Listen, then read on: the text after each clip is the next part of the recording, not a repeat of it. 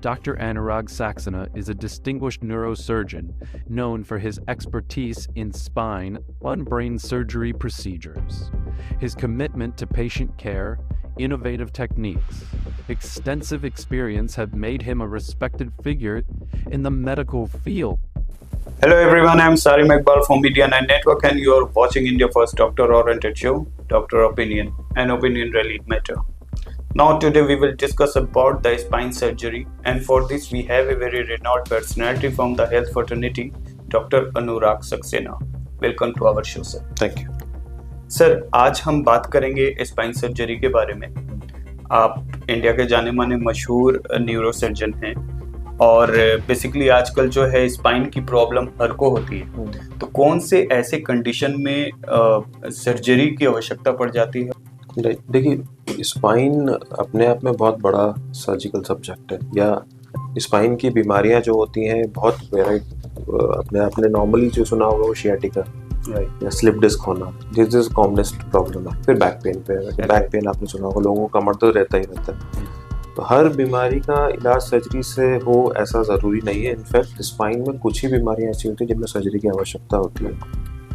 Spine में सबसे important चीज़ और जो मेजॉरिटी ऑफ 80% ऑफ जो स्पाइनल प्रॉब्लम्स आती है वो लाइफस्टाइल प्रॉब्लम्स हैं। बेसिकली गलत तरीके से बैठना, उठना, चीज़ों को किसी ने गलत खिसका दिया, स्लिप डिस्क हो गई, शियाटिका का एकदम से प्रॉब्लम हो गया, मसल स्पाज्म हो गया, एज के साथ में महिलाओं में बोन की कमी होना, ऑस्टियोपोरोसिस होना या डिजेनरेटिव प्रॉब्लम्स होना, ये सब चीज़ें अगर हम लाइफस्टाइल अपना ठीक रखें, लचीलापन रखें, एक्सरसाइज करें तो सर्जरी की आवश्यकता नहीं होती है। अगर फिर भी ये प्रॉब्लम होती है तो ज़्यादातर you go for medicine and physiotherapy.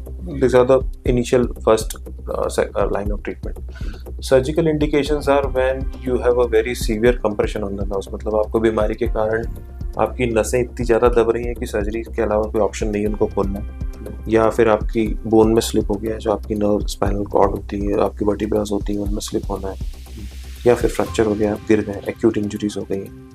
कई बार आपको very rarely you have spinal tumours also. ये ट्यूमर्स बाहर से आ सकते हैं, अंदर से आ सकते हैं स्पाइन के, उनमें निकालना उनको ज़रूरी होता था कि आपको पैरालिसिस नहीं हो। और फिर कुछ इन्फेक्शंस हैं, जैसे ट्यूबरकुलोसिस है। आजकल ट्यूबरकुलोसिस मेडिसिन के चलने से इन्फेक्शंस कम हो गए, लेकिन सीवियर इन्फेक्शंस जिसमें टीबी में बोन्स करने लगती है स्पाइन, तो हमको उनको फिक्स करना पड़ता है ताकि पेशेंट को पैरालिसिस नहीं हो। तो ये कॉमन कुछ इंडिकेशंस है सर्जरी की। इनमें से सबसे कॉमन इंडिकेशन होती है स्लिप डिस्क। और स्लिप डिस्क की सर्जरी आजकल तो हम 24 आवर्स या 48 आवर्स में पेशेंट को घर भेज देते हैं। One of the commonest spinal surgeries which we do. फिर दूसरी स्पाइनल सर्जरीज होती हैं जो सर्वाइकल स्पाइन में आपने देखा है कि उनमें नॉर्मली पेशेंट को गर्दन से जो पेन है वो हाथों तक जा रहा है, नॉर्मली फिजियो और उससे ठीक नहीं हो रहा है, या फिर हाथों में कमजोरी आने लग गई है और आपको पता पड़ रहा है कि आपकी सर्वाइकल की डिस्क खिसक गई है और वो हाथों को दबा रही है, हाथ के नर्व को दबा रही है, तो आपको हाथों में कमजोरी, सूंदपन आ रहा है, या फिर चलने में बैलेंस में दिक्कत आ रही है, वो भी सर्जिकल इंडिकेशन होते हैं। राइट। सो जैसा कि आपने बताया कि सर्जरी किस कंडीशन में होती है, मतलब जब बहुत ज़्यादा सीवियर पेन हो या लोग मतलब चल नहीं पा रहे हैं, उठ नहीं पा रहे हैं, सो सर्जरी के बाद रिकवरी में कितना टाइम लगता है? जैसे कि आपने स्लिप डिस्क की सर्जरी की, सर्वाइकल की सर्जरी की, तो इनमें कितना समय लगता है रिकवर होने में? देखिए, नॉर्मल ये दो चीज़ों पर ज़्यादा डिपेंड करता है। एक तो आप किस कंडीशन में हमारे पास आ रहे हैं, आपकी किस स्टेज पे सर्जरी हो रही है। अगर कोई पेशेंट व्हील चेयर पे आ रहा है तो ऑब्वियसली उसकी रिकवरी में उतना ही समय लगेगा। कोई पेशेंट चलता फिरता आ रहा है लेकिन उसको फिर भी कमजोरी है तो उसकी रिकवरी में थोड़ा कम समय लगेगा। जो पेशेंट केवल पेन लेके आ रहा है, जो फिजियोथेरेपी मेडिसिन के बावजूद भी ठीक नहीं हो रहा है, लेकिन उसको कोई कमजोरी नहीं, कोई डेफिसिट नहीं है, तो उसकी सर्जरी के बाद में वो अपने काम पे भी, जैसे स्लिप डिस्क का है तो हम बोलते हैं कि 1 हफ्ते के अंदर आप you can go back to normal lifestyle. So ये लार्जली डिपेंड करता है पेशेंट की कंडीशन क्या है हमारे पास। दूसरी इंपॉर्टेंट चीज़ है कि किस प्रॉब्लम के लिए सर्जरी हो रही है। अगर कोई पेशेंट स्पाइनल ट्यूमर की सर्जरी लेके आता है तो उसमें फिर हफ्तों लग जाते हैं रिकवर होने में। धीरे धीरे फिजियोथेरेपी होती है, लंबे समय के लिए होती है। कुछ पेशेंट्स हैं जिनमें सीवियर ऑस्टियोपोरोटिक फ्रैक्चर्स हो गए हैं, या सीवियर ऑस्टियोपोरोटिक फ्रैक्चर्स हो गए, या गिरने के कारण फ्रैक्चर हो गए, उनमें भी लंबा रिहेबिलिटेशन होता है। तो ये लार्जली डिपेंड करता है कि आपको बीमारी क्या है और आप किस स्टेज पे आ रहे हैं। बट ऑल इन ऑल, जो ऐसा मैंने आपको पहले बताया कि स्लिप डिस्क की सर्जरी है तो आप 24 आवर्स 48 आवर्स में घर चले जाते हैं। आप 1 हफ्ते बाद अपने काम पे जा सकते हैं, 3-4-6 हफ्ते बाद में अपनी रूटीन लाइफ स्टाइल पे काम कर सकते हैं। लेकिन अगर आपको वही ट्यूमर है तो उसमें रिकवरी में हफ्तों या महीनों का समय लग सकता है। राइट सर, आई थिंक आप आजकल जो है स्लिप डिस्क का बहुत ही ज़्यादा कॉर्पोरेट की वजह से लोग 24-24 घंटे बैठे रहते बिल्कुल। हैं, तो उस वजह से भी ज़्यादा है। और सबसे ज़्यादा सर्जरी आई थिंक आपके पास स्लिप डिस्क की ही आती होगी। बिल्कुल। सो क्या स्लिप डिस्क के सर्जरी के बाद जो है ये लॉन्ग टर्म्स बेनिफिट है इसमें, या उनको मतलब फिर कभी इन फ्यूचर होने का खतरा रहता है? इस पे थोड़ा सा आप देखिए ये बहुत इंपॉर्टेंट क्वेश्चन है एक्चुअली। देखिए स्लिप डिस्क जो है ना ये बहुत कॉमन है, Right. एज आपने कहा कि नाउ इट इज हमारी ओपीडी में आप हम ब्रेन और स्पाइन दोनों देखते हैं, तो हमारी ओपीडी में स्पाइन के जितने मरीज आते हैं उसमें से आधे से ज्यादा स्लिप डिस्क के मरीज होते हैं। Specially now we are seeing it in younger generation. School के बच्चों को भी स्लिप डिस्क हो रही है आजकल। बिल्कुल। तो उसका रीज़न लाइफस्टाइल मॉडिफिकेशन, मतलब लाइफस्टाइल खराब होना, बैठे रहना, कॉन्स्टेंटली एक्टिविटी नहीं करना, वजन बढ़ना, ये सारी चीज़ें होती हैं। सो उसमें सबसे इम्पोर्टेंट चीज़ ये होती है कि आपको स्लिप डिस्क, हर स्लिप डिस्क की सर्जरी हो ये ज़रूरी नहीं। बिल्कुल। स्लिप डिस्क किस लेवल पे है, केवल माइल्ड इरिटेशन है डिस्क में, फिजियोथेरेपी से, मेडिसिन से, लाइफस्टाइल, वजन कम करके आप सारी चीज़ें करके काफ़ी हद तक अपने आप को नॉर्मलाइज कर सकते हैं। अगर हम सर्जरी करते भी हैं तो आजकल हमें एंडोस्कोपिक सर्जरीज हैं, माइक्रोस्कोपिक सर्जरीज हैं, जिसको हम ट्यूबुलर पोर्टल सर्जरीज कहते हैं। इनके माध्यम से मुश्किल से छोटे से चीज़ों से सर्जरीज होती हैं, और सिंगल लेवल डिस्क की सर्जरीज में तो बहुत ज़्यादा प्रॉब्लम कभी भी नहीं आती। तो ये पेशेंट्स नॉर्मली अपनी दिनचर्या में रूटीनली सर्जिकल पेशेंट्स की मैं बात करूँ तो ये नॉर्मली अपनी दिनचर्या रूटीनली कर सकते हैं। अब जहाँ तक वापस रिकवरी, वापस स्लिप डिस्क होने की बात है, ये एज आई सेड अगेन क्योंकि लाइफस्टाइल डिजीज है।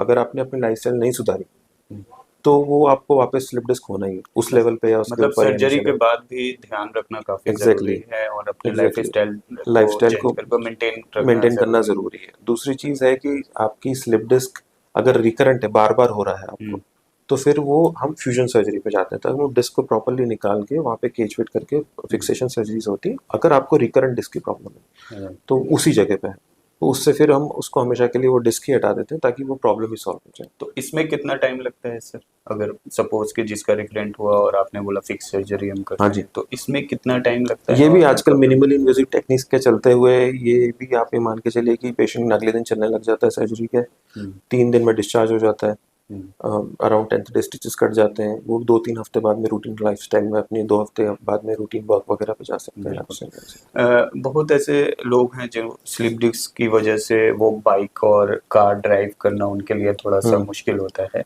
तो ऐसा क्या है कि सर्जरी के बाद वो कंटिन्यूअस से जैसे नॉर्मल लाइफ है वो कुछ दिनों के बाद में they can go back to normal lifestyle. लेकिन अगर वही कारण है जिसके कारण आपको स्लिप डिस्क हुआ है तो यू शुड अवॉइड दैट, क्योंकि रीजन ये है कि फिर आप आपकी डिस्क कंडीशन ऊपर या नीचे हो जाएगी या वहीं पे रिकरेंस हो जाएगा आपको। बिल्कुल। सो अगर आपको आप ऐसे रास्ते पे जाते हैं, आपकी लाइफस्टाइल ऐसी है, आप बाइक वगैरह में, आप you have to make sure that आप इन चीज़ों से बचें टू सम एक्सटेंट। हम सावधानी से गाड़ियाँ चलाएं, ये सारी चीज़ें।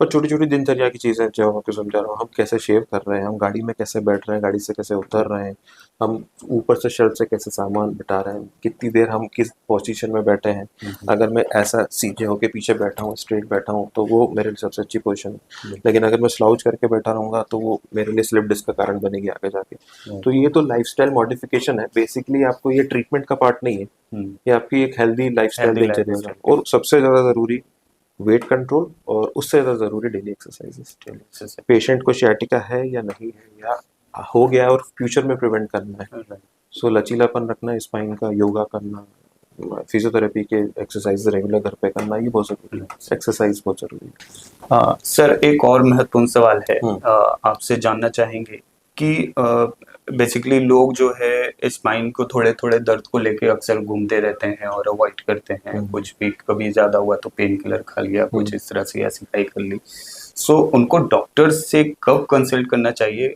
क्या बहुत ज़्यादा सीवियर हो जाए उसके बाद, या स्टार्टिंग में कब करना चाहिए? देखिए it's very important question, and most importantly you should be aware that जो स्टडीज़ बताती हैं कि हम ह्यूमंस को हमारी लाइफस्टाइल में जो हमारी करंट हमारी लाइफस्टाइल है, 80% of us will have back pain at some point of our life. ये बैक पेन आपको बचपन से लेके बुढ़ापे में कभी भी हो सकता है, और इतना सीवियर बैक पेन 80% लोगों को होना उतना ज़रूरी कि उनको एक्सटर्नल हेल्प की ज़रूरत पड़े। एक्सटर्नल हेल्प वो सिंपल पैरासीटामोल की गोली भी हो सकती है, ये कॉम्प्लेक्स सर्जरी भी हो सकती है।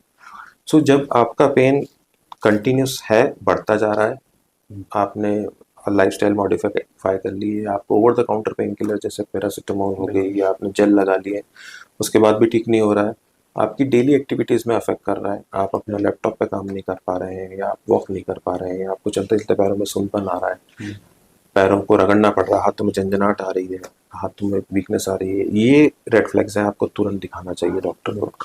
बैक पेन है और वो बढ़ता जा रहा है, 2 हफ्ते हो गए हैं, उसके बाद भी आपको रिलीफ नहीं मिल रहा है, या एकदम से सडन सीवियर शार्प पेन हुआ है, बिल्कुल। ये आपको तुरंत डॉक्टर को दिखाना चाहिए। लेकिन सबसे पहले आप over the counter pain killers वगैरह लेके आप देख सकते हैं, कई बार स्ट्रेस रिलीफ से भी काफ़ी हद तक रिलीव हो जाता है। सारे बैक पेन में तुरंत डॉक्टर के पास जाने की सलाह भी नहीं है, लेकिन ऐसा पेन है जो आपको लग रहा है कि आपने पहली बार महसूस किया है, या आपको जरा भी हाथ पैर में कोई भी सिम्टम आ रहा है, आपको तुरंत डॉक्टर के पास जाना चाहिए। बिल्कुल सर। सर अंत में एक महत्वपूर्ण सवाल आपसे करेंगे कि ऐसा क्या करें, क्या सजेशन देना चाहेंगे आप हमारे व्यूवर्स को, आप इंडिया के जाने माने मशहूर न्यूरोसर्जन हैं, कि उनको सर्जरी की नौबत ना आए और किस तरह से अपने लाइफ स्टाइल को चलें, और ऐसा क्या करें कि उनको ये स्लीप डिस्क और स्पाइन सर्जरी की नौबत ना आए।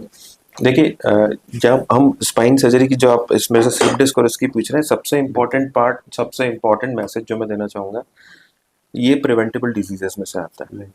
जैसे हम डायबिटीज़ की और हाइपरटेंशन की बात करते हैं, स्ट्रेस ना लें, वजन ठीक रखें, वैसे ही स्पाइनल डिजीज़ काफ़ी हद तक प्रिवेंट की जा सकती हैं। सबसे इम्पॉर्टेंट है एक्टिव लाइफस्टाइल होना, रेगुलर एक्सरसाइज करना, सिंपल 10,000 स्टेप्स जो आप एक हमने बना रखा है गोल कि हमको 10,000 स्टेप्स करना है, मॉर्निंग वॉक या इवनिंग वॉक करना, आप वो कर सकते हैं। ज़रूरी नहीं कि आपको बहुत हैवी एक्सरसाइजेस करनी है। अपने आप को लचीला रखना बहुत इंपॉर्टेंट है। योगा करना, अगर आप स्विमिंग करते हैं स्विमिंग करिए, साइकिलिंग करते हैं साइकिलिंग करिए।